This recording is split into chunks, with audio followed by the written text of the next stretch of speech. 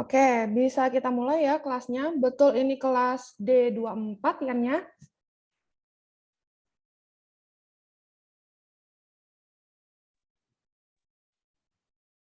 Betul, Bu. Oke. D24. D24 ya. Oke, kita mulai kelasnya. Saya buka dulu. Assalamualaikum warahmatullahi wabarakatuh. Selamat pagi semuanya.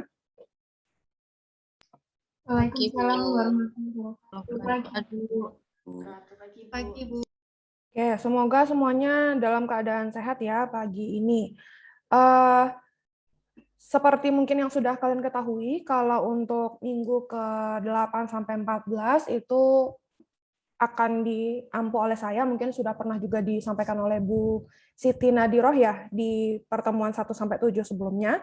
Nah, untuk pertemuan 8 mulai minggu ini sampai nanti pertemuan terakhir minggu ke-14 sebelum UAS itu nanti akan saya yang masuk. Nah, untuk yang belum tahu, sebenarnya sudah saya cantumkan juga ya nama saya di e-learning untuk yang sudah buka kelasnya. Nama saya Yutika, jadi saya dosen dari program studi Teknik Robotika dan Kecerdasan Buatan, Fakultas Teknologi Maju dan Multidisiplin atau FTMM, Fakultas Teknik barunya UNER, untuk yang mungkin belum pernah mendengar atau nama fakultasnya terlalu panjang begitu ya. Jadi saya dari Fakultas FTMM. Untuk minggu ini, sesuai dengan kontrak kuliahnya, mungkin juga sudah disampaikan oleh Bu Siti, Bu Nadiroh, minggu ke-8 kita membahas tentang gaya bahasa yang digunakan dalam interpretasi data dan bagaimana kita melaporkan hasil analisis olahan data yang sudah kita dapatkan dengan berbagai rumus yang sudah kita pelajari pada minggu pertama sampai minggu ke-7 sebelum UTS.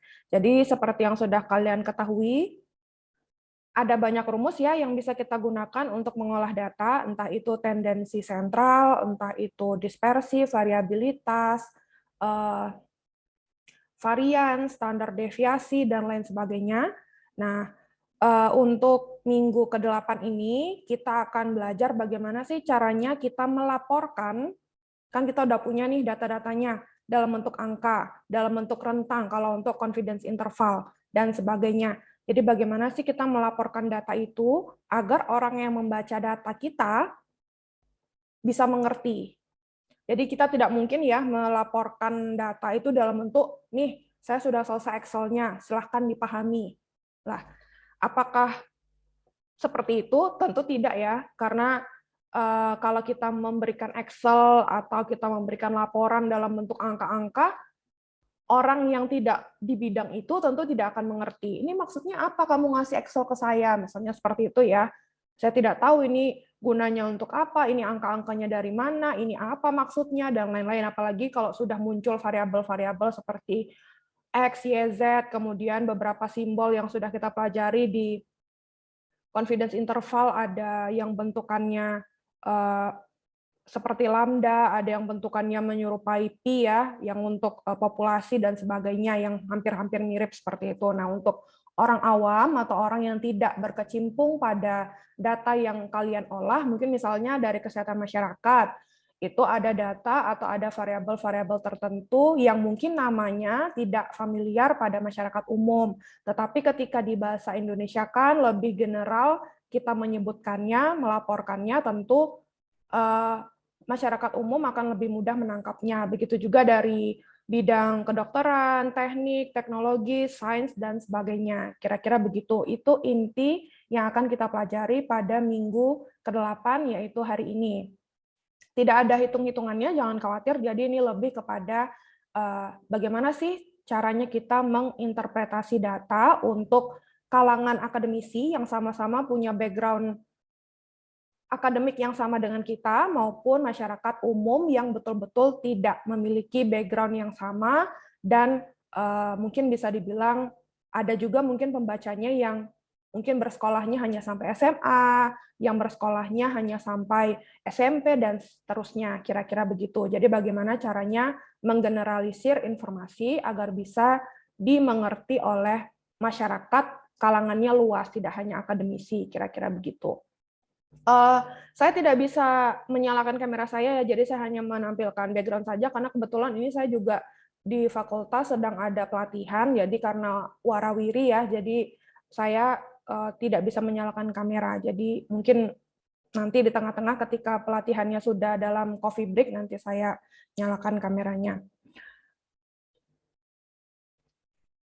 Topik yang akan kita bahas untuk hari ini, minggu ke-8, yaitu yang pertama, prinsip-prinsip dasar melaporkan interpretasi atas hasil analisis data melalui bahasa tulis. Jadi sekarang akan fokus bagaimana ketika kita sudah mendapatkan angka-angka yang kita peroleh dengan berbagai macam rumus yang sudah kita pelajari ke dalam bentuk kalimat, bahasa, kata-kata, paragraf yang baik dan benar.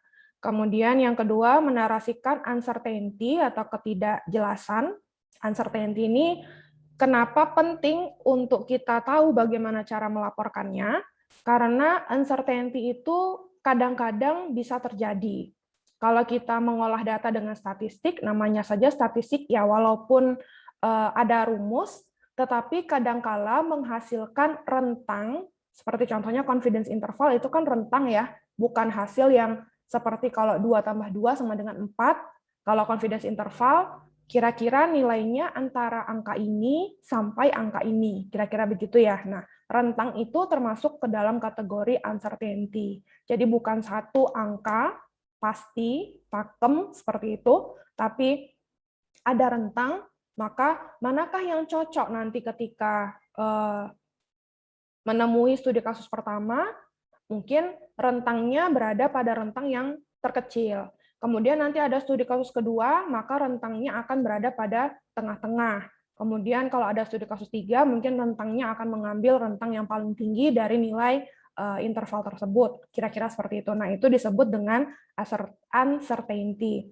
Untuk menarasikan uncertainty pada kasus yang sudah kita olah kepada masyarakat, kepada akademisi dalam bentuk tulisan atau narasi, itu bisa kita fasilitasi dengan hedging language. Jadi ada caranya. Kemudian yang ketiga, menarasikan rentang kepercayaan atau confidence interval atau CI. Intro dulu, data sudah kita analisis. Nah, di sini maksudnya apa? Data sudah kita analisis, jadi kita sudah punya datanya, kita sudah mengolah datanya, kemudian datanya itu bisa kita olah dengan berbagai macam cara ya. Beberapa pertemuan sebelum UTS juga sudah membahas rumus-rumus yang bisa dipakai, kemudian contoh studi kasus untuk setiap rumus tersebut, juga sudah ada di UTS juga mungkin ya untuk beberapa soal-soal yang berkaitan dengan rumus-rumus yang sudah kita pelajari tersebut. Nah, itu artinya kalian sudah menganalisis data. Walaupun sifat analisisnya mungkin tidak begitu dalam, karena kan hanya confidence interval atau rentang kepercayaan, kemudian juga tendensi sentral, mengetahui median, modus, dan lain-lain. Jadi itu memang rumus-rumus yang biasanya dipakai pada statistika, cuma belum terlalu dalam. Nah, memang untuk data dan pustaka tidak sampai harus menelusuri rumus-rumus yang expert seperti itu ya, karena kan ini dari prodi yang berbeda. Tergantung prodinya nanti sejauh mana akan menggunakan atau mengolah data tersebut. Oleh sebab itu, rumus-rumus yang diajarkan ketika belajar sebelum UTS kemarin itu sudah cukup.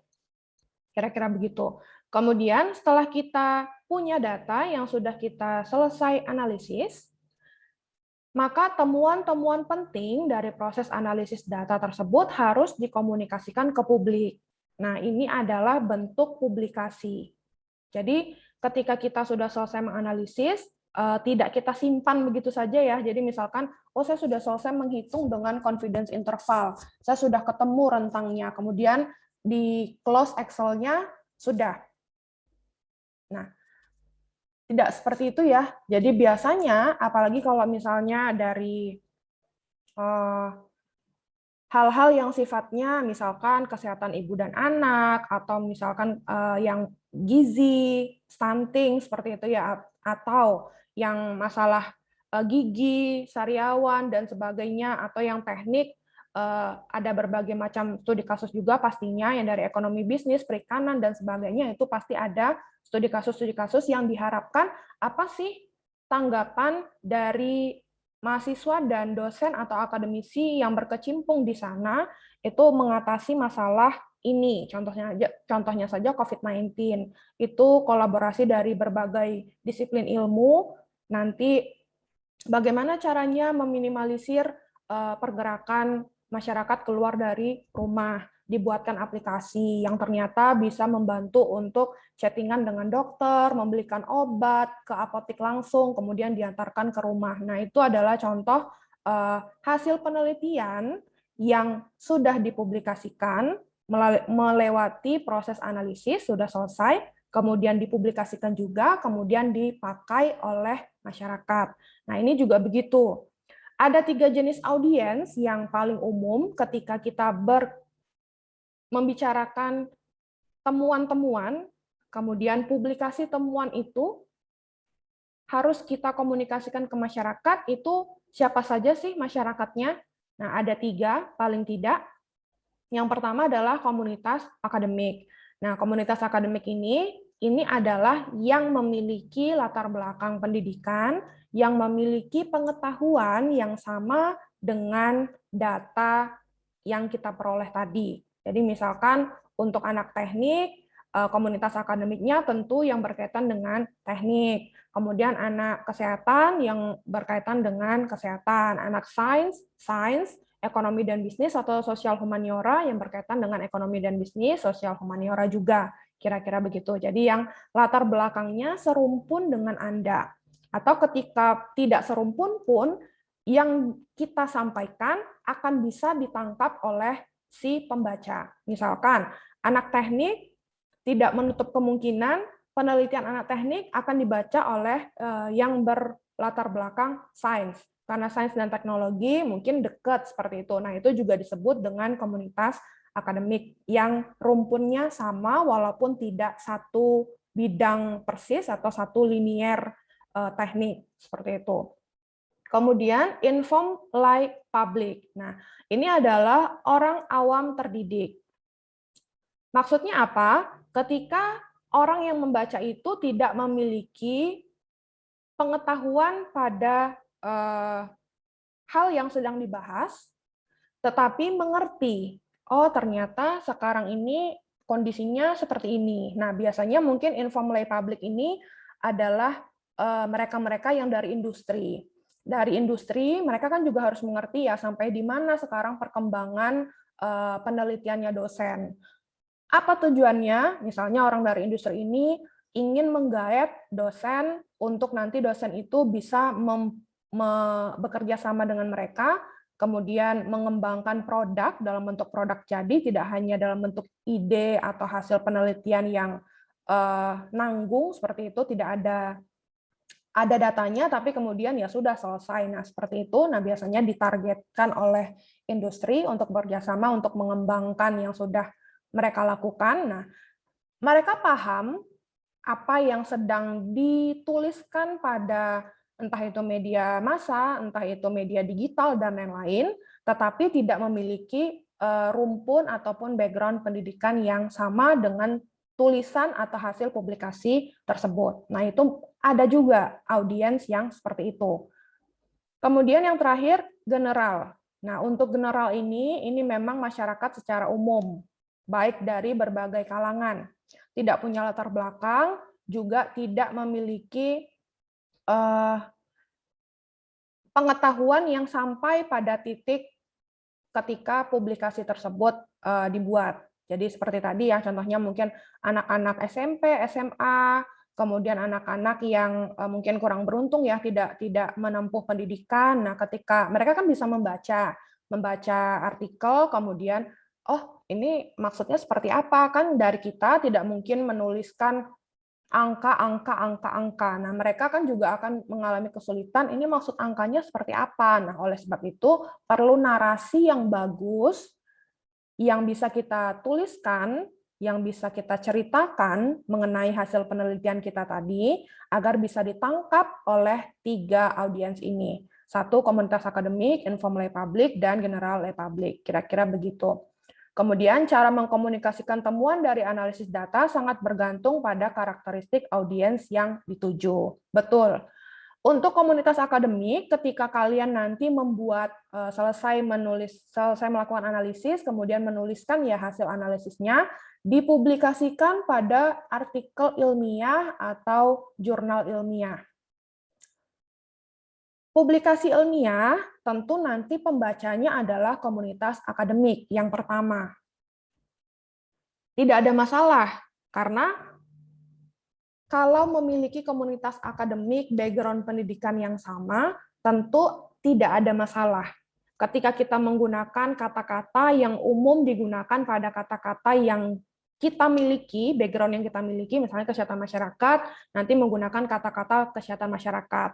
Yang dari ekonomi dan bisnis mau menggunakan kata-kata yang ada pada ekonomi dan bisnis. Yang dari kelautan juga menggunakan kata-katanya. Kemudian yang dari kedokteran gigi juga menggunakan kata-katanya, bahasanya, frasenya. Yang dari teknik, sains dan teknologi juga begitu. Nah, itu tidak masalah karena kita mempublikasikannya pada artikel jurnal ilmiah yang pembacanya pasti dari kalangan akademisi. Jadi misalkan kalian nanti ikut proyek dosen, kemudian dosennya minta, oh ini sudah betul datanya kamu analisis, sudah bagus. Sekarang bantu saya untuk membuat artikelnya, laporan dari hasil data yang sudah kita analisis ini. Nah, kalian buatkan misalkan 10 halaman seperti itu, kemudian nanti dosennya bilang, kamu ini sudah betul, tinggal nanti misalnya proofread seperti itu ya. Jadi kita melakukan proofread dulu sebelum dipublikasikan. Kemudian nanti dinyatakan diterima. Iya, diterima nih artikel kita dan akan bisa dibaca oleh umum, itu misalkan bulan Desember, bulan depan misalnya seperti itu. Nah, yang akan membaca ini adalah biasanya komunitas akademik. Oh, ternyata sekarang yang sedang hits di kedokteran itu topik ini. Misalnya vaksin atau COVID-19 yang tidak hanya dari gejala-gejala influenza, tapi juga bisa dideteksi dari batuk, misalnya seperti itu. Nah, yang seperti itu akan dibaca oleh komunitas akademik. Dan jarang sekali inform lay public dan general lay public akan masuk pada jurnal ilmiah, publisher ilmiah, kemudian IEEE, kalau pernah dengar, kemudian Science Direct, kalau pernah dengar, kemudian beberapa portal lain yang benar-benar menargetkan untuk akademisi. Nah, untuk inform lay public dan general lay public ini biasanya akan mengetahui dari media massa, media digital. Entah itu artikel digital, entah itu dari koran Kompas, detik.com, kemudian dari Line Today, dan sebagainya. Nah, biasanya mereka kan mengetahui informasi-informasi terbaru tersebut dari situ, entah dari siaran televisi, media sosial, dan lain-lain. Nah, mereka menargetkan biasanya ke ranah-ranah media seperti itu. Otomatis ketika kita membuat artikel ilmiah yang kita publish ke komunitas akademik akan berbeda dengan kita menyampaikan hasil penelitian kita ke dalam blog misalnya, atau dipublikasikan pada News UNER, atau detik.com, atau Kompas, dan lain-lain. Tentu cara penyampaiannya akan berbeda. Saya tidak mengatakan kalau kita boleh clickbait ya di media seperti itu, tapi paling tidak sampaikanlah data-data yang benar atau yang tidak menggiring opini publik terhadap data yang sudah kita analisis. Nah, itulah tujuannya data dan pustaka seperti yang sudah disampaikan pada pertemuan pertama ya, kenapa belajar data dan pustaka itu penting.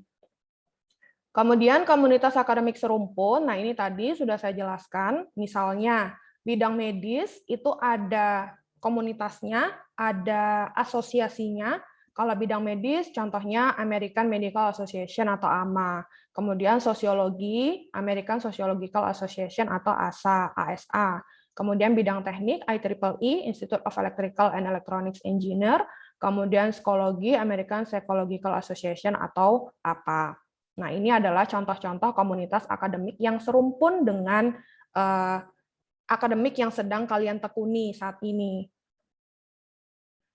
Ini juga Masih lanjutannya, ketika berkomunikasi dengan sejawat serumpun, dengan komunitas akademik yang sama, maka kita diperbolehkan dan mungkin diharuskan menggunakan istilah-istilah teknis supaya tidak miskomunikasi. Jadi misalkan kalau di saya ada bahasanya artificial intelligence, ada machine learning, misalnya seperti itu. Nah, kata-kata itu ketika kita menuliskan artikel untuk dibaca oleh komunitas akademik serumpun, saya tetap menggunakan kata-kata artificial intelligence dan machine learning. Tidak perlu saya ganti.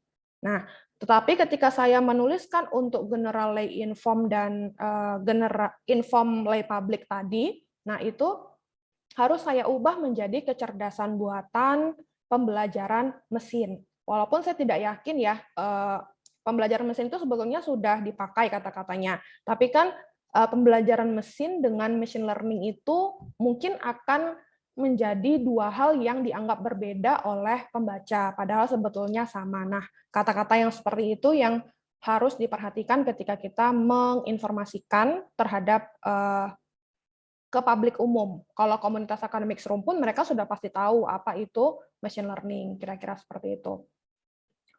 Kemudian, dalam konteks ini, menggunakan jargon atau istilah-istilah teknis akan menambah akurasi. Betul, supaya tidak miskomunikasi dan mereka yang membaca itu, oh maksudnya ini. Kalau ini memang seperti ini caranya. Nah, kira-kira begitu ya pembahasan atau perbincangan diskusi yang terjadi kalau komunitas akademik serumpun yang menjadi targetnya. Sebisa mungkin, pelajari dan ikuti dengan baik norma atau kelaziman tersebut agar sejawat Anda dapat secara aktif memberikan masukan pada gagasan atau temuan penelitian Anda. Kemudian untuk publik awam, general public, berkomunikasi dengan publik awam umumnya membutuhkan usaha yang lebih besar daripada dengan sejawat serumpun. Betul sekali, apalagi kalau kita tidak biasa menulis dan kata-kata yang bisa kita tuliskan itu terbatas. Mengerti ya? Mungkin kata-kata mengelola, mendefinisikan, menjelaskan itu akan berbeda maknanya. Tapi ketika kita salah, misalnya mengelola, kemudian kita samakan secara tidak sengaja menuliskan mendefinisikan. Mengelola dengan mendefinisikan jauh sekali bedanya. Nah, kira-kira contohnya seperti itu. Jadi, untuk bisa menuliskan bahasa yang baik dan benar, mungkin nanti bisa meminta bantuan dari teman-teman kita yang dari sastra Indonesia mungkin, atau yang dari ilmu linguistik, seperti itu.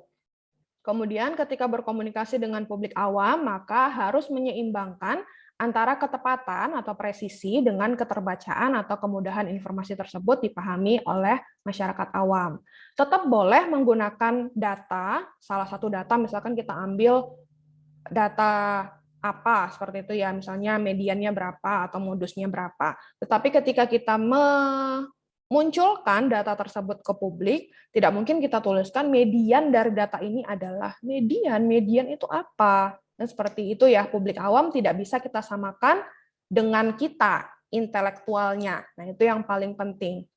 Kemudian, ilmuwan pada umumnya sangat berhati-hati untuk menjelaskan hasil analisis datanya, karena mereka menghindari untuk membuat kesimpulan atau ekstrapolasi yang berlebihan dari data yang dianalisis. Sehingga apa sebabnya kalau misalnya kita tidak yakin nih mereka itu mampu menyerap apa yang ingin kita sampaikan atau mampu memahami dengan penuh 100%, tidak sepenggal-sepenggal, karena kalau sepenggal-sepenggal nanti takutnya terjadi miskomunikasi. Padahal maksudnya bukan begitu, mereka sudah kadung menyebarkan hal yang lain seperti itu. Nah, untuk poin yang ini, untuk menjelaskan hasil analisis, mereka menghindari untuk membuat kesimpulan yang berlebihan dari data yang dianalisis. Karena serba susah ya, kalau kita mau menjelaskan misalkan data tertentu ke publik.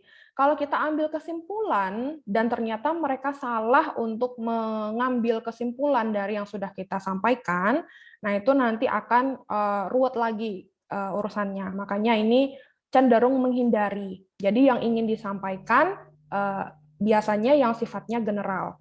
Karena kalau di artikel ilmiah atau jurnal ilmiah biasanya kan kita akan melakukan komparasi terhadap misalnya metode 1 kita gunakan, metode 2 dan metode 3 ada, bagaimana nih komparasinya antara metode yang sedang kita teliti dengan metode kedua dan ketiga yang sudah ada.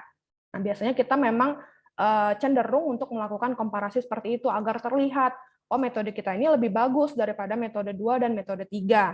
Nah, ternyata ketika kita melakukan hal yang sama kepada artikel untuk publik awam dibaca oleh mereka bisa jadi akan salah mengambil kesimpulan, misalnya ya vaksin 1, 2, dan 3. Kalau kita komparasi seperti itu, manakah yang bagus? Vaksin 1, 2, 3. Dari penelitian kita memang vaksin 1 yang bagus. Ternyata apa yang ditangkap oleh general public, saya tidak mau pakai vaksin 2 dan 3. Saya lebih memilih untuk vaksin 1. Kalau tidak ada vaksin 1, saya tidak mau divaksin. Nah, padahal sebenarnya yang berbeda itu hanya komposisinya. Misalnya seperti itu. Yang lainnya tidak ada bedanya, sehingga efektivitasnya mungkin dari 3 vaksin itu sama. Nah, hal-hal yang seperti itu maksudnya di poin ketiga ini. Jadi harus ekstra hati-hati terhadap publik awam. Untuk kita sebagai yang memiliki background pengetahuan di sana, itu memang sulit untuk menyampaikan informasi ke publik awam kalau kita tidak tahu bagaimana cara menyampaikan informasi tersebut dengan baik dan benar. Ini contohnya, bagian tersulit dari hal ini adalah menarasikan ketidakpastian. Contohnya, ketika seorang ilmuwan mencoba untuk menjelaskan hubungan antara dua variabel, ketika mereka melebih-lebihkan hubungan tersebut, maka kemungkinan publik kurang mempercayai atau mencurigai klaim tersebut. Nah, ini juga. Jadi kalau kita lebih condong kepada satu variabel, dari 2 variabel atau 3 variabel yang ada, maka sepertinya ini kalau nggak dibayar oleh perusahaan ini, kalau enggak, yang ini akan seperti ini. Nah, gitu. Jadi biasa ya netizen, ya sukanya begitu, jadi akan serba salah. Padahal sebetulnya dari sisi kita sebagai akademisi intelektual yang punya pengetahuan di sana, hal itu sebetulnya tidak masalah. Dan memang kalau kita publish ke jurnal-jurnal bereputasi nasional dan internasional, hal itu sah. Karena memang valid yang kita utarakan.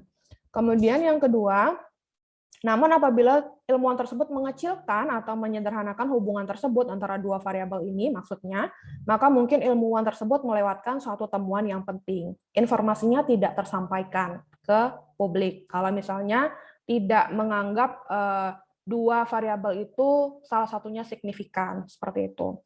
Ingat, statistik sejatinya bicara mengenai probabilitas. Probabilitas itu artinya adalah kemungkinan, peluang. Jadi dalam statistik, tidak sama seperti matematika yang hasilnya adalah pasti 2 kali 2, 4, dan seterusnya. Jadi statistika ini memang namanya saja probabilitas, peluang munculnya.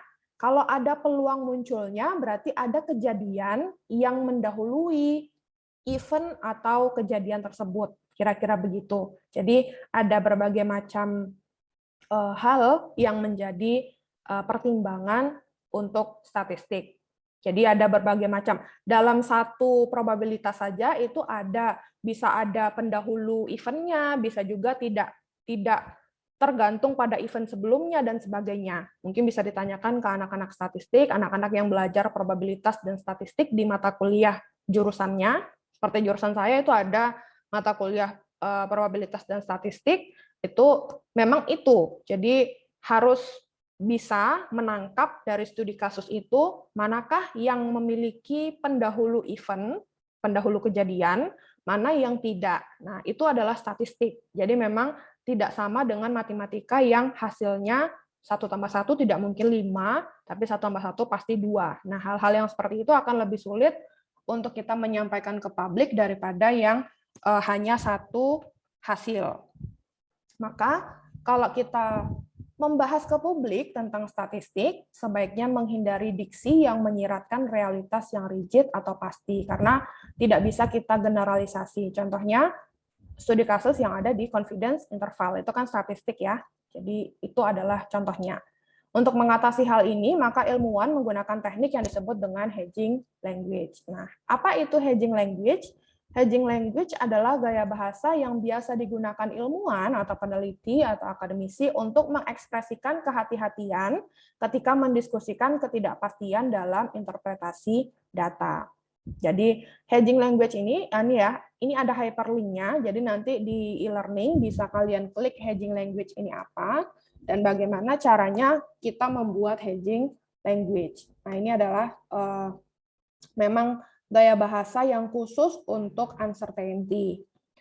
Ilmuwan terkadang tidak terlalu yakin untuk membuat klaim yang kuat berdasarkan data yang ia miliki atau tim yang mengolah data itu, sehingga interpretasi mereka atas data biasanya dideskripsikan dengan ton berhati-hati. Jadi sangat-sangat dipikirkan, baik itu dalam satu paragraf atau satu kalimat, apakah kalimat ini akan menimbulkan ambiguitas masyarakat atau tidak. Nah, saking kita harus berhati-hati ya untuk menyampaikan informasi. Karena nanti kalau tidak kan jadi misleading ya, misleading information. Nah, ini adalah contohnya. Ini adalah grafik. Ada anjing dan ada kucing. Ini adalah comparing sleep times, jadi waktu tidurnya antara kucing dan anjing dengan nominal data atau data nominal. Data nominal yang sudah lupa, silahkan dilihat lagi apa itu data nominal.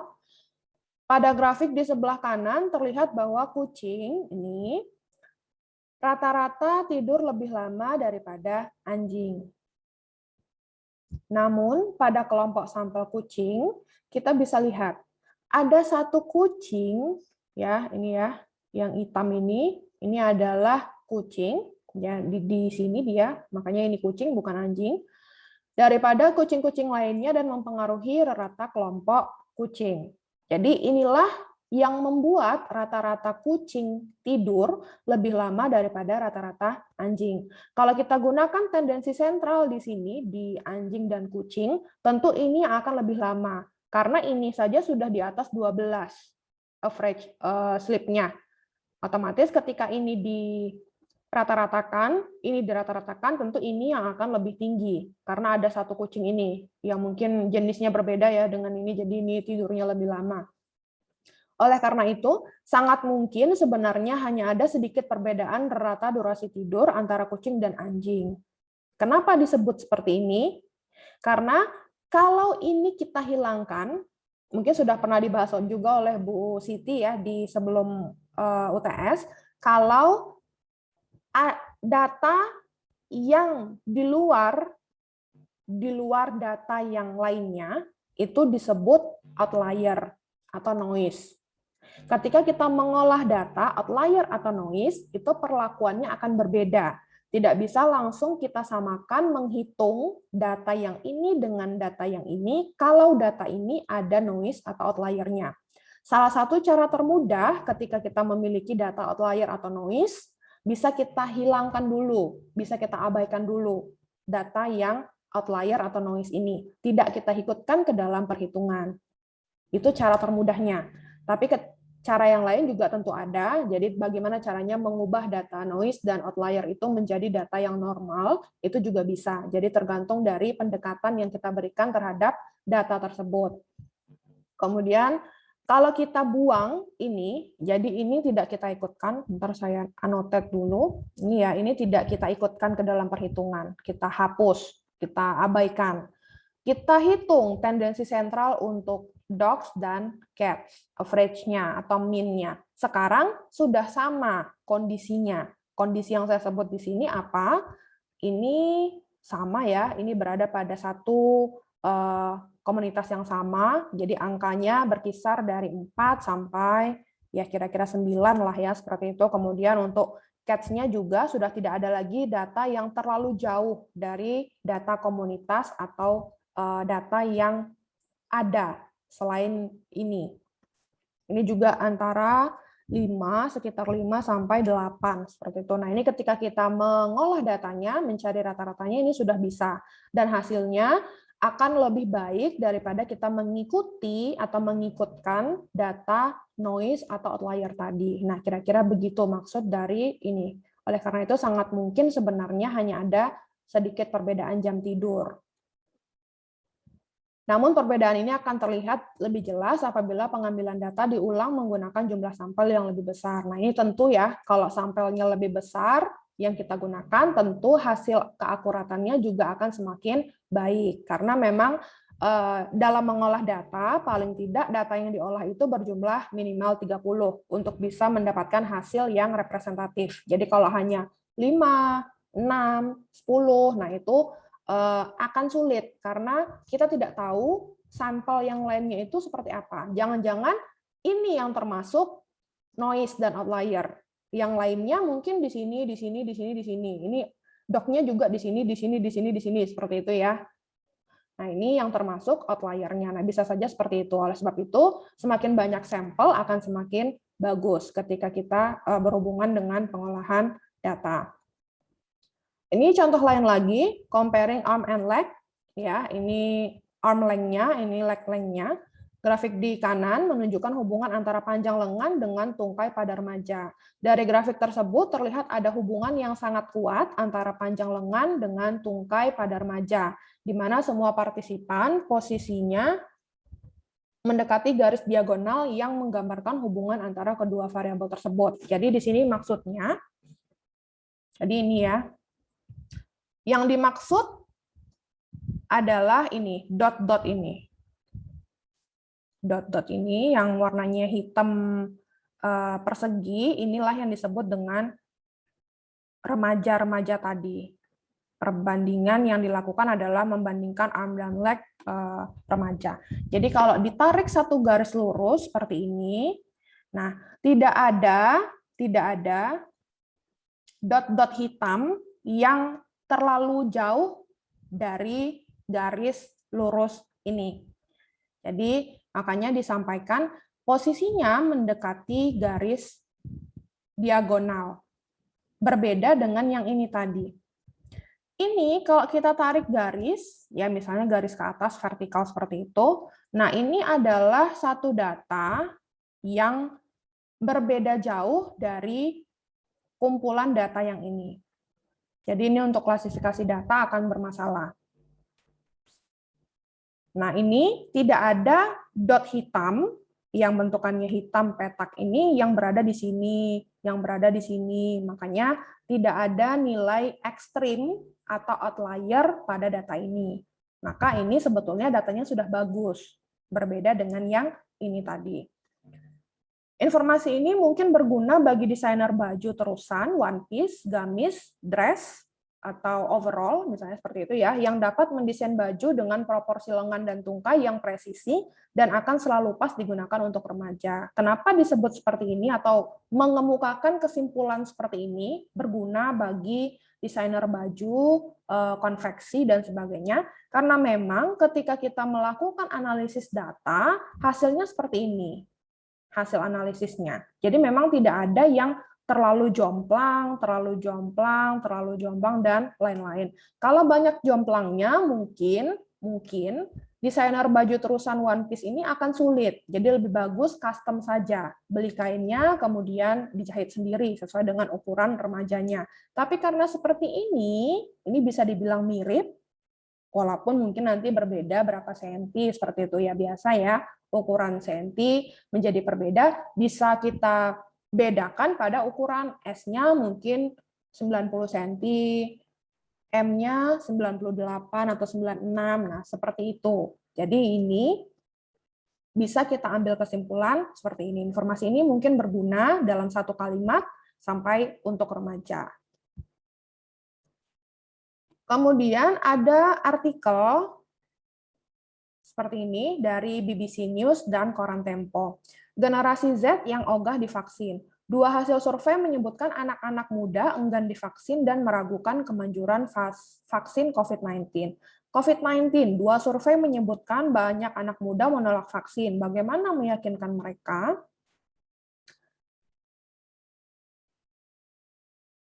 Kita lihat datanya. Ringkasan eksekutif, jadi ini datanya dari hasil survei yang melakukan survei terhadap generasi Z, ada ringkasan eksekutifnya. Jadi nanti akan kita buka ya bagaimana ringkasan eksekutifnya.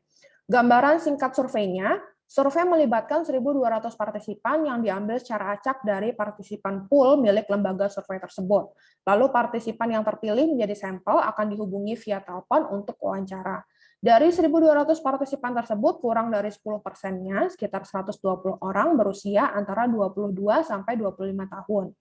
Dasar dari klaim tersebut adalah pada kelompok usia 22 sampai 25 tahun tersebut, hanya 45,1% yang bersedia divaksinasi, paling rendah di antara kelompok usia lainnya. Sisanya, yaitu 55% atau 54 partisipan, tidak bersedia untuk divaksinasi. Jadi dia mengambil kesimpulan dari ini. Kita lihat datanya. 22 sampai 25 tahun katanya tadi 45,1% usia 22 sampai 25 tahun itu yang bersedia divaksinasi, sisanya tidak bersedia divaksinasi. Jadi ini bersedia, ini tidak bersedia, misalnya seperti itu ya untuk rentang 22 sampai 25. Untuk kita fokus dulu di sini ya, angka 45,1 ini.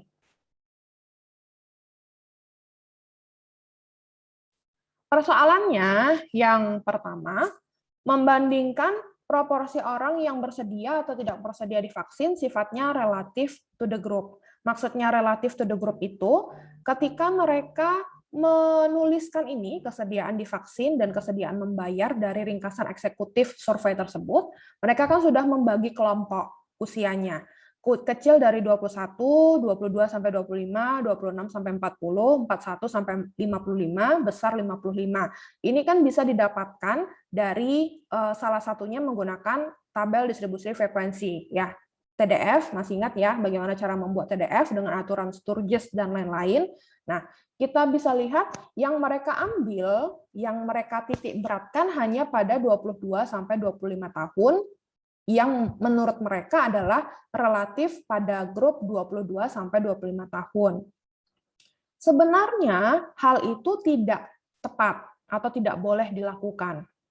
Karena apa? Ketika kita membuat reng-rengan usia dengan distribusi frekuensi, ya salah satu yang paling mudah menggunakan TDF, kan jumlahnya tidak sama ya. 21 tahun akan berbeda jumlahnya dengan 22 sampai 25 tahun, akan berbeda jumlahnya dengan besar dari 55 tahun. Ya, jumlah partisipannya akan berbeda tergantung kelompok usianya. Peneliti dari survei ini menyimpulkan partisipan Gen Z banyak yang menolak vaksinasi, tetapi yang mereka ikutkan hanya kelompok usia 22 sampai 25 tahun. Ini yang mereka sampaikan Gen Z itu. Padahal apakah Gen Z itu hanya 22 sampai 25 tahun? Apakah kecil sama dengan 21 tahun ini tidak termasuk Gen Z? Padahal kan lebih muda ya jatuhnya. Kalau ini dikategorikan Gen Z, berarti kan harusnya kecil sama dengan 21 tahun ini untuk saat ini masih termasuk Gen Z, karena belum ada Gen ZA atau ZX dan seterusnya. Nanti nama gen-gen yang berikutnya seperti itu. Nah, tidak tepat penyampaian atau menyimpulkan ringkasan eksekutif yang diberikan kepada publik tanpa melibatkan partisipan yang berusia 21 tahun ke bawah, seperti yang sudah saya jelaskan tadi. Ketika dilakukan analisis korelasi antara usia dengan seluruh partisipan dari semua kelompok usia dilibatkan, jadi sekarang kita ubah cara pendekatan yang dilakukan oleh lembaga survei tersebut. Bukan pendekatan saja yang perlu diubah, tapi dari tahap penyiapan datanya, kemudian bagaimana membuat distribusi usia, bagaimana jumlah sampel untuk setiap distribusi usia yang sudah mereka buat ini, dan bagaimana caranya mereka mendapatkan hasil untuk setiap kategori usia ini. Kan tadi katanya dengan teknik wawancara ya, kemudian nanti mengolah juga seperti itu, jatuhnya dari proses awal mengolah data sampai analisis data tersebut selesai dilakukan, itu seharusnya memang dievaluasi. Jadi tidak mengambil hanya satu grup 22 sampai 25 tahun saja. Jadi kalau misalnya kita lakukan analisis korelasi antara usia dengan seluruh partisipan dari semua kelompok usia dilibatkan, jadi tidak hanya 22 sampai 25 tahun, tapi dari kecil 21 tahun sampai besar 55 tahun itu kita juga olah datanya, ternyata hubungan yang dikemukakan Gen Z yang dibilang pada artikel ilmiah tadi itu ternyata sangat lemah. Sangat lemah itu maksudnya apa? Ya kalau dimasukkan variabel usia yang lain ini pada perhitungan, sebetulnya tidak signifikan juga klaimnya yang ini generasi Z ogah divaksin. Jadi itu ya salah satu contoh sulitnya untuk membuat atau memberikan informasi yang kredibilitasnya baik. Nah, selanjutnya kalau dari sini yang bisa saya tambahkan, kalau misalnya kita mau membuat klaim bahwa Gen Z banyak yang menolak divaksinasi sesuai dengan BBC News dan Koran Tempo tadi.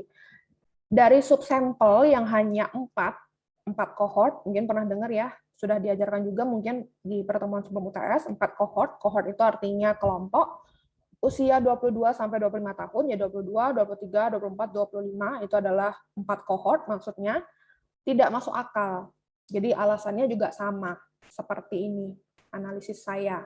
Jadi kalau kita gabung masukkan teorema statistika ke dalam ini perhitungan yang dilakukan oleh survei ini itu juga tidak masuk akal. Makanya kalau kita tahu mengerti seperti itu ya, mengerti isi beritanya, kita sudah baca nih artikelnya. Kemudian kita lakukan, karena kan ini diberikan ringkasan eksekutif dari surveinya.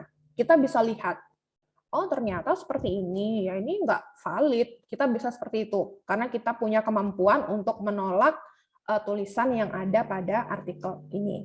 Itulah gunanya kita belajar data dan pustaka ya. Jadi tidak semua informasi dibaca saja judulnya, isinya tidak dibaca sama sekali, apalagi melihat ringkasan eksekutifnya, kemudian di-share ke grup keluarga, di-share ke grup angkatan, teman-teman seangkatan, di-share ke grup himpunan, dan sebagainya. Akhirnya semuanya tahu kalau generasi Z ogah divaksin, padahal hanya usia 22 sampai 25 tahun. Tidak semua generasi Z diikutkan dalam survei tersebut. Kira-kira begitu. Nah, ini adalah contoh ringkasan eksekutif. Saya buka dulu ya ringkasan eksekutifnya.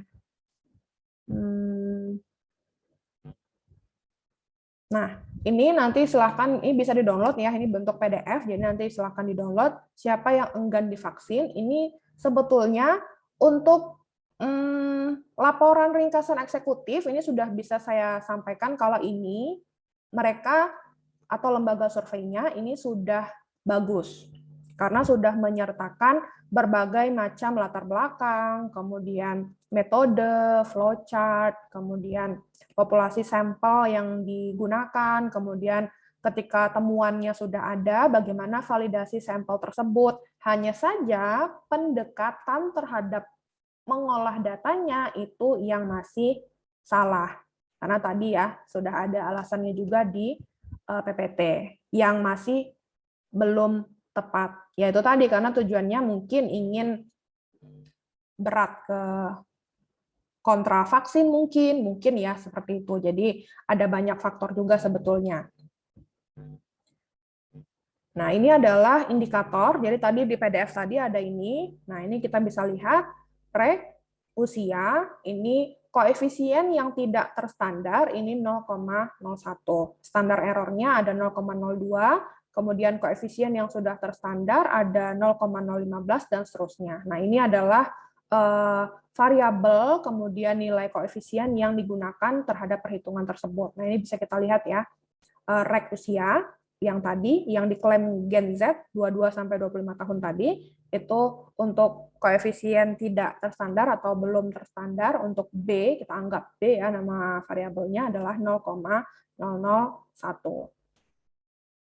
Kesimpulannya, kasus ini, kasus tadi, Gen Z menolak divaksin, adalah contoh konkret dari Simpson Paradox. Jadi, apa sih Simpson Paradox itu? Korelasi yang nampaknya terdeteksi pada 1-2 kelompok, namun korelasi ini tidak akan nampak ketika seluruh kelompok digabungkan. Jadi, memang mengolah data ini bisa dibilang sulit-sulit gampang, gampang-gampang sulit, mudah iya, sulit juga iya kadang-kadang, karena ya itu tadi, kalau misalnya tidak mencoba, jadi kan mungkin survei tadi itu hanya mengambil Gen Z 22 sampai 25 tahun karena mungkin merasa 22 sampai 25 tahun inilah yang merupakan representatif dari Gen Z.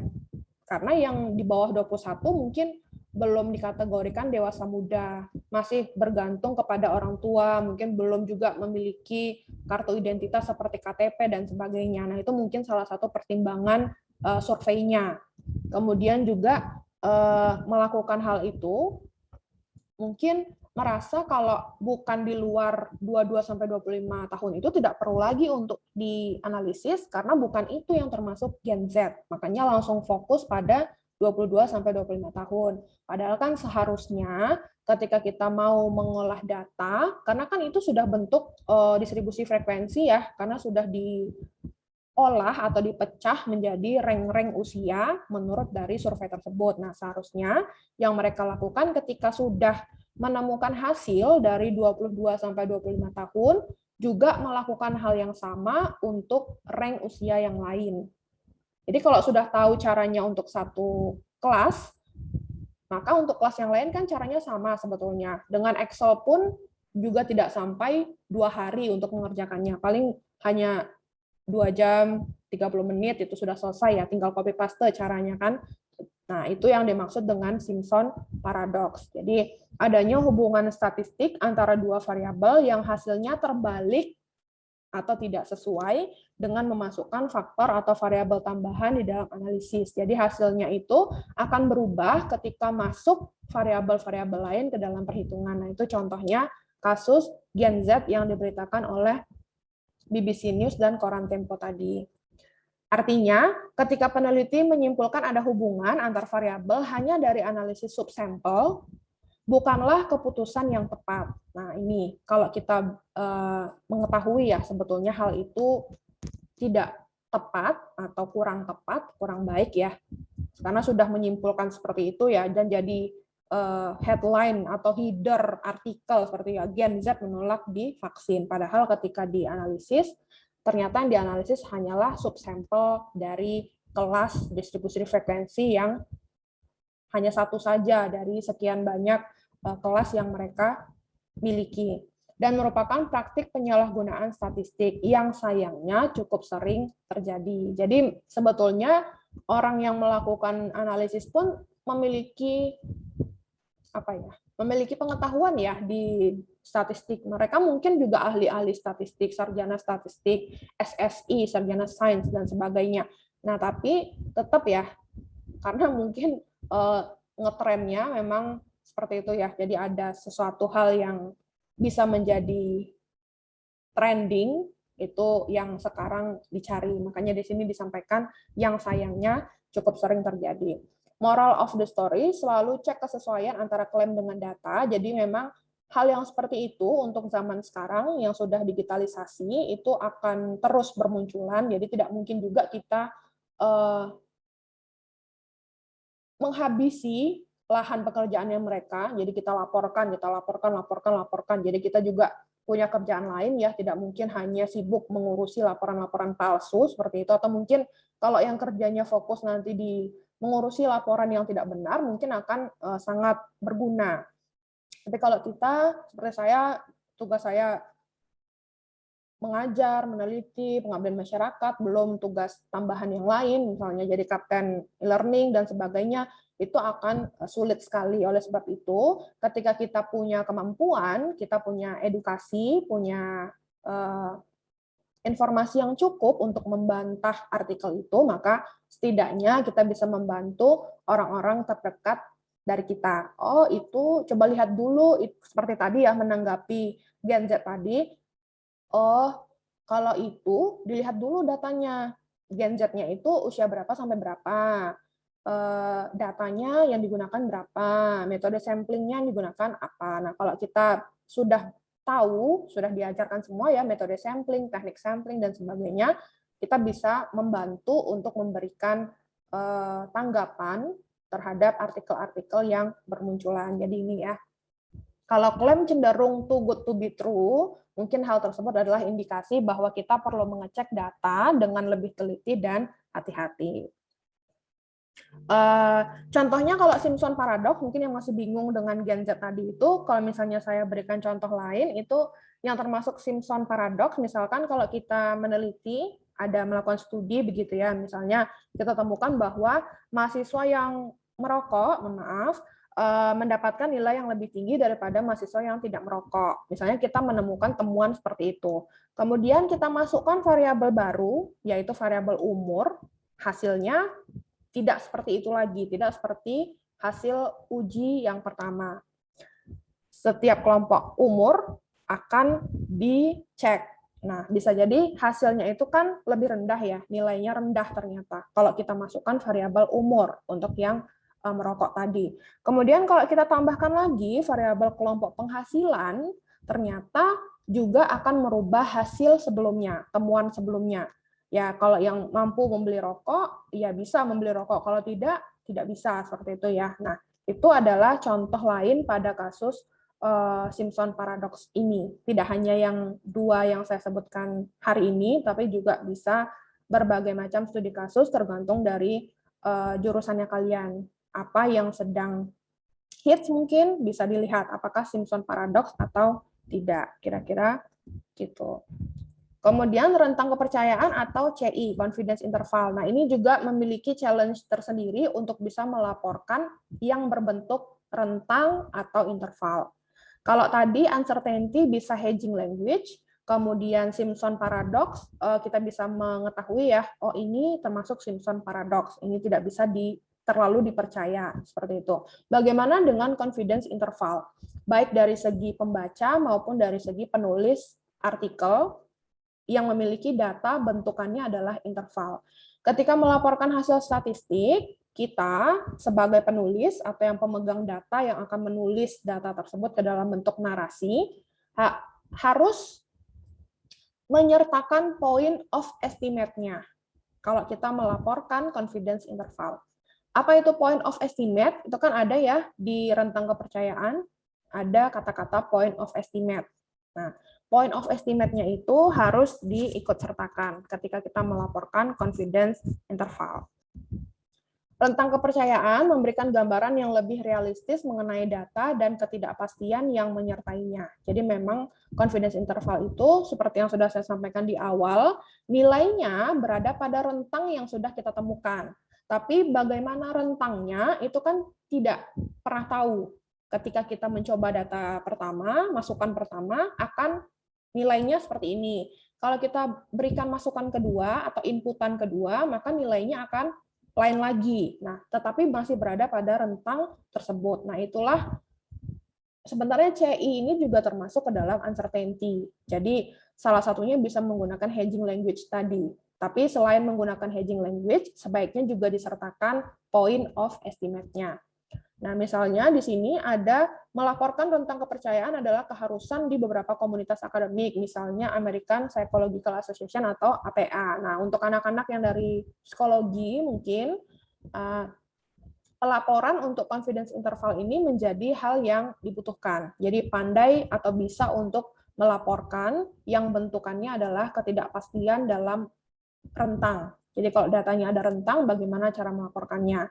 Jadi nanti ini juga dalam hyperlink, ini bisa diklik, nanti silahkan masuk ke linknya dan bagaimana caranya dari komunitas psikologi ini melaporkan yang bentukannya adalah confidence interval. Meskipun menerjemahkan tentang kepercayaan dalam bahasa sehari-hari yang dimengerti awam bukanlah pekerjaan mudah, seperti yang sudah saya sampaikan ya di awal-awal tadi. Bagaimana melaporkan CI? Yang pertama, kita bisa coba dengan contoh yang sama, yaitu tadi ya, Gen Z vaksin tadi. Nah, ini contohnya, misalnya survei vaksinnya dilakukan oleh suatu lembaga, peneliti sekedar melaporkan point of estimate bahwa hanya 45,1% partisipan berusia 22 sampai 25 tahun yang bersedia divaksinasi. Jadi ini juga dilaporkan. Dalam laporan disebutkan sampling error atau margin of error, karena kan untuk mencari jumlah sampel pada rumus confidence interval itu kan ada margin of error-nya. Itu juga dilaporkan. Jadi ada berapa sih error pada saat perhitungan ini? Nah, itu juga dilaporkan untuk melaporkan CI. Jadi selain point of estimate-nya, juga kita laporkan berapa nilai sampling error atau margin of error dari perhitungan yang kita gunakan. Semua nilai ada pada rumus yang kita gunakan. Tidak mungkin ya kita ketemu hasilnya kalau tidak ada margin error-nya. Karena nilai margin error pasti akan disebutkan atau akan kita ketahui ketika kita pegang data utuhnya. Kemudian bagaimana cara yang tepat melaporkannya? Seperti ini. Jadi ini adalah narasi yang tepat ketika kita melaporkan yang Gen Z tidak mau divaksin tadi, sesuai dengan ringkasan eksekutif yang ada, yang PDF-nya tadi, PDF dari surveinya tadi.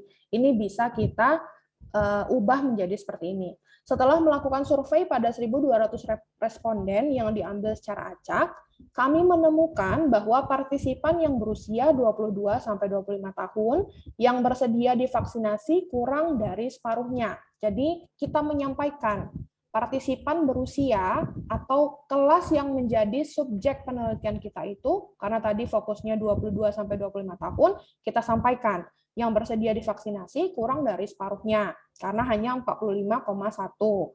Dari sekitar 120 partisipan yang berusia 22-25 tahun, hanya 45,1% yang bersedia divaksinasi, sedangkan sisanya tidak bersedia. Namun, apabila pengambilan data diulang dalam jangka panjang, maka ada peluang sebesar 95%, persentase partisipan 22-25 tahun yang bersedia divaksinasi yang sebenarnya adalah antara 42,2 sampai 44,44%. Bagaimana caranya kita melakukan pengambilan data dalam jangka panjang?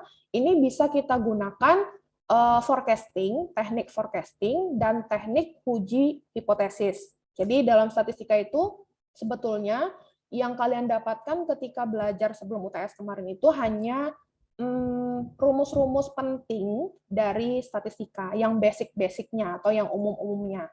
Nah, mungkin nanti ketika kalian kembali ke jurusan, setelah belajar data dan pustaka ini, mungkin akan mendapatkan rumus-rumus baru yang berkaitan dengan statistik, tergantung dari studi kasus setiap prodi masing-masing.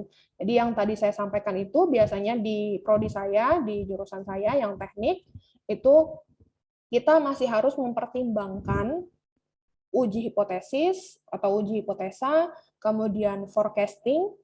Untuk tahun ini produksi 10% atau profitnya bisa sampai 20 juta. Bagaimana kita bisa memprediksi untuk 5 tahun mendatang? Nah, itu bisa dengan teknik forecasting. Forecasting itu bisa dilakukan dengan berbagai macam cara, contohnya bisa dengan bantuan tools atau aplikasi, bisa dengan bantuan metode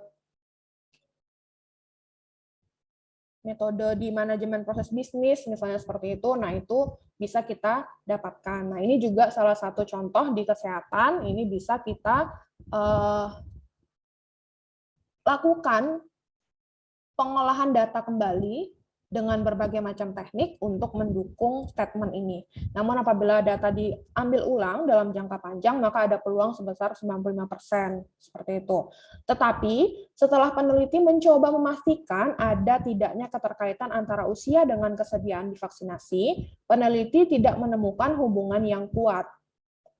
Artinya, meskipun nampaknya kesediaan vaksinasi pada partisipan berusia 22-25 tahun cukup mengkhawatirkan, namun hal ini tidak bermakna apa-apa. Bisa dilihat ya, hasil artikel dari data yang kita olah ketika kita memperbaiki dengan memasukkan hedging language, dengan memasukkan menutup kemungkinan untuk menimbulkan Simpson paradox, ini akan menjadi seperti ini. Dan ketika kita membaca artikel, kalau artikelnya seperti ini, itu kan kita bisa mempercayai, oh ternyata yang dia lakukan itu pada usia 22-25 tahun. Memang 22-25 tahun itu kalau seperti itu mungkin agak khawatir juga ya kita, karena cukup tinggi juga ya, lebih dari 30% misalkan seperti itu. Tapi ketika digabungkan dengan rentang usia yang lain, oh ternyata tidak bermakna apa-apa. Berarti yang lainnya setuju untuk vaksinasi. Kan gitu ya kalau kesimpulan dari kalimat terakhir ini, artinya meskipun nampaknya kesediaan divaksinasi pada partisipan berusia 22-25 tahun cukup mengkhawatirkan, namun hal ini tidak bermakna apa-apa. Jadi hanya 22-25 tahun saja yang mungkin nanti dulu deh, Atau saya lihat dulu deh efektivitasnya dari usia-usia lansia, mungkin nenek saya, kakek saya, atau orang tua saya. Kemudian nanti kalau tidak ada apa-apa, mereka kuat, sehat, saya juga mau divaksin. Nah, hal seperti itu kan akan mungkin terjadi seiring berjalannya waktu. Nah, ini adalah contoh narasi yang baik, yang mungkin bisa kita harapkan ini akan ada di artikel-artikel, baik itu artikelnya media cetak, koran, atau artikel-artikel digital, blog, atau yang bentukannya website official dari kementerian, website official dari media massa, dan seterusnya. Jadi seperti ini adalah hal yang bagus untuk bagaimana caranya kita menginterpretasikan data dengan gaya bahasa yang baik dan benar dan tidak misleading informasi ke general public. Sekali lagi, ini fokus ke general public, bukan komunitas akademik. Kalau komunitas akademik, mau pakai bahasa apapun, bahasa yang tinggi pun, sekalipun, itu akan bisa dipahami oleh komunitas akademik. Nah, yang akan sulit itu lagi-lagi ke general public-nya. Kemudian intinya, saya ambil kesimpulan ketika kita ingin, ini sudah selesai ya, kita ini sudah slide terima kasih gitu. Jadi saya ambil kesimpulan ketika kita menuliskan atau menginterpretasikan data dengan gaya bahasa yang baik dan benar, kita laporkan rentang kepercayaan, terutama untuk CI ya, karena CI ini mengandung uncertainty di dalamnya, yang uncertainty itu akan lebih sulit daripada kita mempunyai nilai yang pasti. Yang pertama, kita laporkan dulu rentang kepercayaannya dengan menyertakan point of estimate dan margin error. Berapa sih margin errornya untuk penelitian ini? Kemudian yang kedua, kita gunakan berbagai bukti. Bukti itu yang bisa mendukung ya untuk mengambil kesimpulan. Jadi berdasarkan fakta, jadi berdasarkan data dan fakta, bukan sekedar saya sepertinya berat ke sini nih. Nah, bias seperti itu ya. Kalau dalam penelitian tidak boleh sama sekali bias, seperti yang sudah disampaikan pada materi sebelum OTS. Jangan hanya mengikuti satu bukti saja yang seolah-olah mendukung asumsi kita. Nah, ini yang mungkin akan sedikit berat. Nah, biasanya kalau ternyata ketika kita melakukan penelitian, bukti yang kita dapatkan itu semuanya menolak asumsi kita atau hasil penelitian yang saat itu kita temukan. Nah, biasanya yang curang atau akademisi atau mahasiswa ataupun dosen seperti itu ya, akan mencari bukti-bukti yang mendukung asumsi kita, padahal hal itu, bukti itu tidak akurat atau tidak kredibel. Nah, hal yang seperti itu ketika kita bicara mengenai data, fakta, itu tidak tepat atau tidak etis. Jadi, gunakan berbagai bukti untuk mengambil kesimpulan, tidak mencari bukti yang mendukung kesimpulan kita atau asumsi kita. Jadi, berbeda ya, ketika kita mencari berbagai bukti, tentu bukti itu nanti akan memberikan berbagai macam hasil analisisnya, datanya bagaimana, kemudian threshold-nya seperti apa, kemudian variabelnya apa yang digunakan, diikutkan atau tidak, kemudian standar deviasinya berapa, variance-nya berapa, dan lain-lain. Nah, itulah gunanya ketika kita terus mengolah data. Karena kalau kita lihat trennya ketika kita punya 3 bulan, ini saya anggap 3 bulan ya, kita melakukan penelitian dalam waktu 3 bulan, untuk mengolah data biasanya akan membutuhkan waktu sampai 2 bulan. 2 bulan pertama kita akan fokus untuk mengolah datanya. Bulan terakhir, bulan ketiga, itu biasanya kita fokuskan bagaimana caranya melaporkan hasil yang sudah kita temukan. Jadi memang kalau kita bandingkan 2:1. Proses mengolah data 2, melaporkan 1. Oleh sebab itu bisa dikatakan ketika kita melaporkan, waktu kita itu tidak cukup banyak. Oleh sebab itu, bisa jadi tadi kalau tidak ahli dalam berbahasa, dalam menarasikan, akan kesulitan. Ya udah, saya kasih aja Excel. Kamu buatin kata-katanya, bantu saya, misalnya seperti itu ya.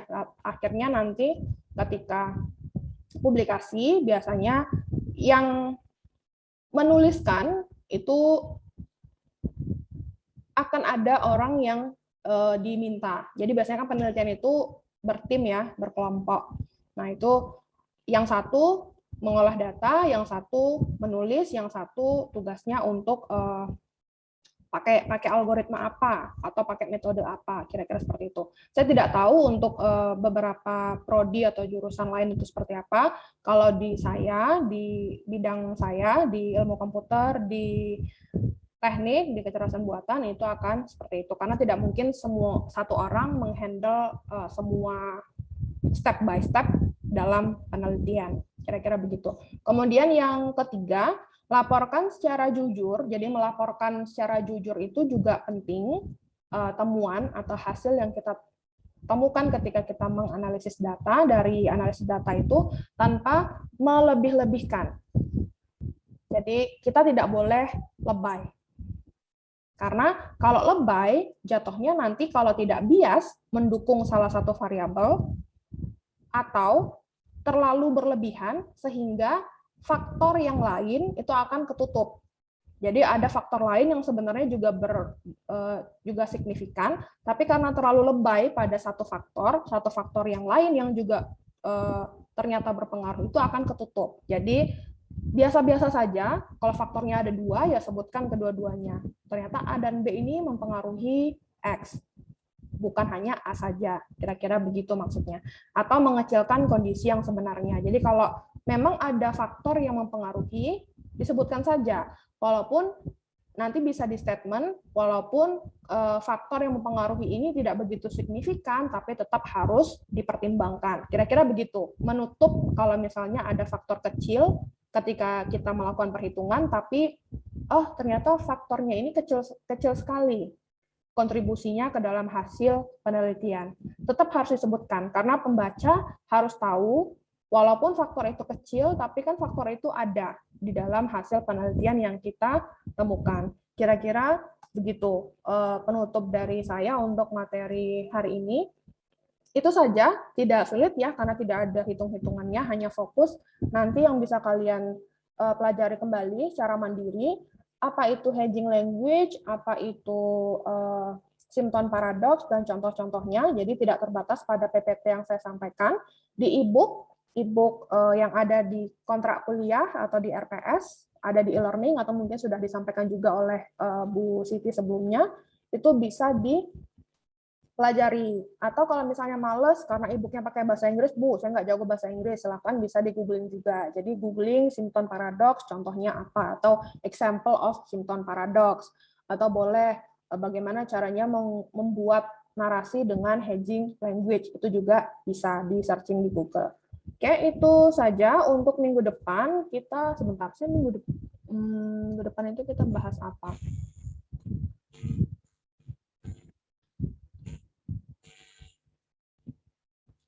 Bentar ya, saya buka dulu kontrak kuliahnya.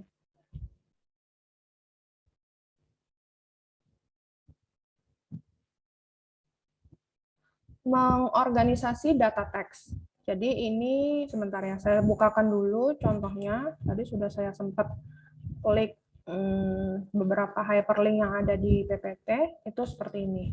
Ini adalah Simpson paradox, ya, apa itu, kemudian example, ini juga ada korelasi antara variabel, ini sudah lengkap, walaupun Wikipedia ya. Wikipedia itu boleh kita jadikan sebagai acuan untuk menambah informasi, tapi tidak boleh digunakan sebagai sumber untuk membuat laporan atau artikel ilmiah. Ini langsung dicoret, tidak boleh pakai Wikipedia.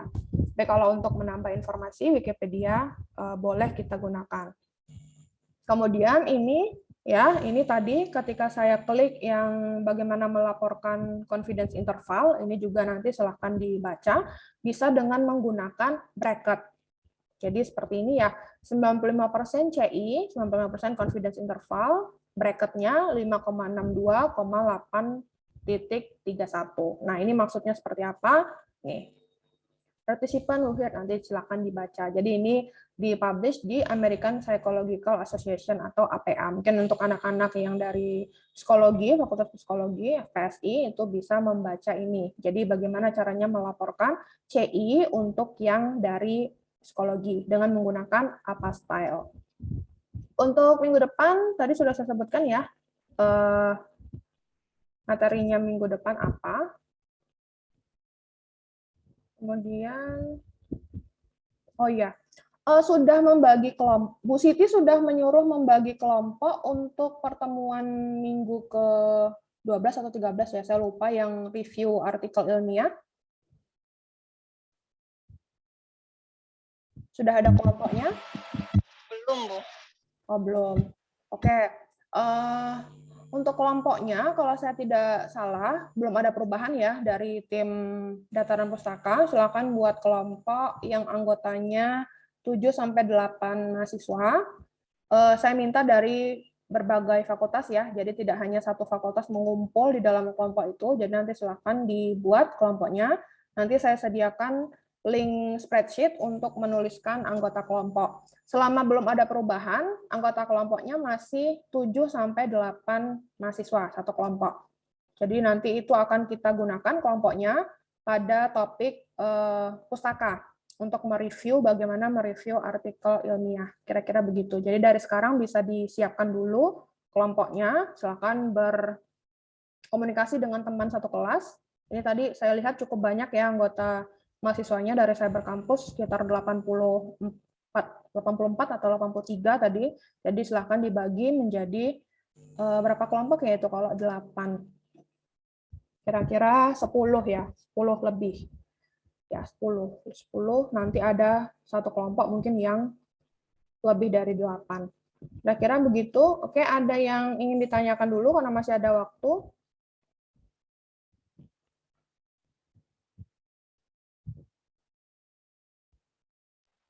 Mohon maaf, Bu, apakah ada nomor WhatsApp-nya mungkin bisa dihubungi kalau ada pertanyaan lebih lanjut soal pembagian? Oke. Kalau pertanyaan, saya lebih suka diajukan ke ini. Apa namanya? Sebentar. Hebat. Iya, yang hebat yang ini. 24. Jadi tidak hanya saya jawab untuk satu mahasiswa saja, tapi juga untuk semua mahasiswa kalau ingin mengetahui jawabannya itu bisa melihat yang lainnya. Jadi di sini ya, forum diskusi TM8 ini saya buatkan nanti di setiap pertemuan yang dengan saya dari pertemuan 8 sampai 14. Kalau ada yang ingin ditanyakan bisa tuliskan di forum diskusi ini.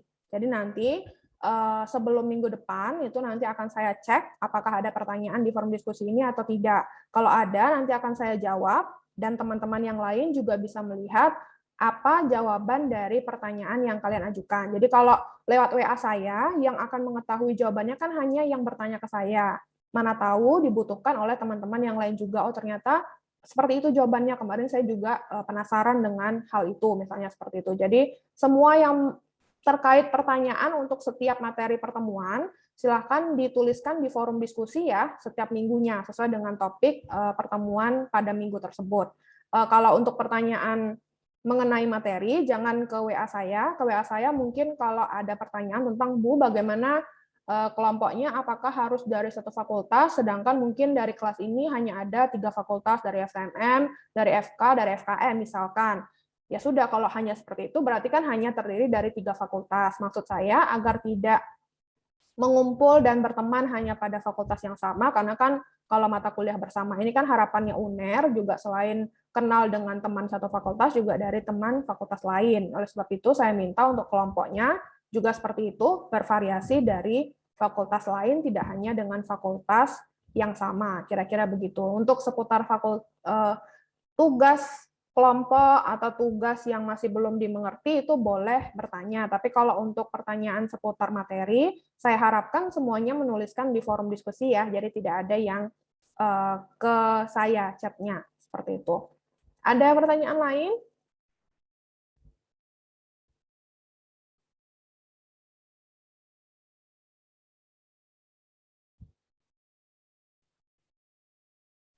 Sepertinya sudah jelas semua sih, Bu.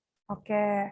Oke, kalau tidak ada pertanyaan lagi, karena memang materi hari ini juga cuma melaporkan ya, jadi bagaimana gaya bahasa yang baik dan benar, ini juga prakteknya sebetulnya gampang-gampang susah juga, jadi saya pun walaupun sudah lebih dulu daripada kalian seperti itu ya, lulus kuliahnya, ataupun jadi dosen, punya beberapa publikasi, menulis itu memang ada susahnya, ada gampangnya, seperti itu. Jadi memang ini sampai sekarang pun saya juga masih belajar bagaimana caranya melaporkan yang baik dan benar, terutama untuk hasil penelitian yang diberikan kepada masyarakat umum. Kalau untuk publikasi, bisa dilihat Fakultas Kedokteran, dosennya bisa sampai berapa ratus publikasi dalam 1 tahun. Fakultas Sains dan Teknologi juga begitu. Fakultas Ilmu Budaya juga ada yang produktif sekali menulis, ada yang mungkin juga mendapatkan penghargaan sebagai penulis terproduktif, dan lain-lain. Nah, mungkin yang bisa kita ambil, mungkin yang dari FEB ya, Fakultas Ekonomi dan Bisnis, itu ada Prof. Badri, Pak Imron Mawardi, yang tahu, mungkin dari FTMM, Wakil Dekan 2-nya FTMM sekarang, Pak Imron, dari FEB juga, sama dengan Prof. Badri, itu yang rajin menulis di media massa. Entah itu koran, entah itu artikel digital dari beberapa sumber yang sudah banyak dibaca oleh masyarakat umum. Nah, mungkin dari mereka, dari gaya-gaya tulisannya mereka, kita bisa semakin belajar bagaimana caranya menggunakan hedging language yang baik dan benar. Karena kan mereka juga melaporkan, tidak sekedar melaporkan cuap-cuap begitu ya, tapi mereka melaporkan apa yang saat ini terjadi berdasarkan hasil analisis mereka yang tentunya dari segi akademis pasti ada, jadi tidak hanya melontarkan hal-hal yang bersifat opini. Mungkin dari saya seperti itu, kalau tidak ada pertanyaan bisa saya akhiri ya, kita bertemu lagi di hari Kamis minggu depan dengan materi yang baru. Untuk saya ingatkan dulu, untuk saya biasanya mengepost segala sesuatu atau informasi itu ke e-learning. Jadi kalian pantau saja terus e-learning-nya, apakah misalnya minggu ini ada kuliah atau minggu ini asinkronus, saya siapkan video, kalian silahkan menonton mandiri. Saya tuliskan semuanya di e-learning, jadi karena tidak mungkin ya semua chat-nya saya balas, karena saya tidak hanya mengajar data dan pustaka, tapi juga saya mengajar di vokasi juga, di FTMM juga, dan ini juga ada ditawarkan mengajar di Fakultas Kedokteran juga, jadi kadang-kadang chatnya itu kelewat. Jadi semuanya biasanya 1 hari sebelumnya itu saya sudah tahu besok itu bakal mengisi kelas atau tidak. Jadi saya harapkan semua mahasiswa kelas ini, terutama yang D24 ya, dicek berkala untuk e-learning-nya. Untuk tugas tidak mungkin ada dadakan, karena tugas kalau data dan pustaka kan harus mengikuti tim teaching untuk data dan pustaka.